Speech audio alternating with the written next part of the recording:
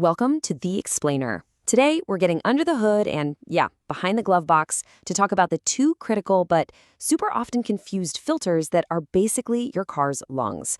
One of them protects you and the other one protects your engine. So let's kick things off with a problem I'm sure we've all had. You hop in your car, you crank up the AC, and boom, you're hit with this musty, kind of gym locker smell.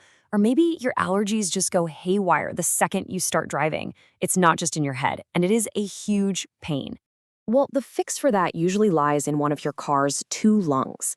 And it is so important to know they do completely different jobs. One is all about the air you breathe inside the car, while the other is all about the air your engine breathes to make power.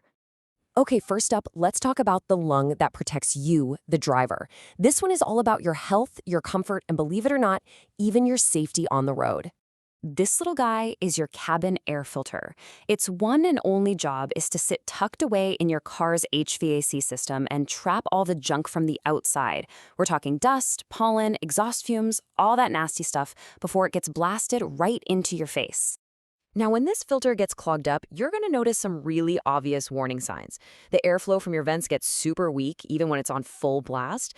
You might get that gross, musty smell, or you'll find your windows fog up and are just impossible to clear, which, is a serious visibility problem. In fact, with a really neglected filter, things can get pretty nasty. The air inside your car can actually become up to 6 times more polluted than the air outside. You're basically driving around in a little box that's trapping and concentrating all those allergens and pollutants right where you're breathing. You might be surprised to hear that this tech is pretty new. The whole idea actually started back in the 50s when a chauffeur just put some fabric over the vents to keep his boss's suit from getting dirty. It wasn't until 1989 that Mercedes put one in a production car, and they only really became standard on everything in the early 2000s. But here's the best part. Replacing it yourself is one of the absolute easiest ways to save money on car maintenance. I mean, look at this. The part itself is pretty cheap, but doing it yourself can save you up to $80 in labor for a job that honestly takes like 15 minutes. Okay, let's switch gears and move to the car's other lung, the one that helps your engine breathe. This one isn't about your health, it's all about your car's performance and keeping it running for a long, long time. So, the engine air filter's job is pretty simple. Make sure only clean air gets mixed with fuel for that perfect combustion. It's like a bodyguard, stopping dirt, bugs, and all that road grime from getting sucked into the heart of your engine where it could do some serious damage. And this brings us to a huge question in the car world, one that's got a ton of marketing hype around it. Can you really get real, measurable horsepower just by swapping out this one simple part?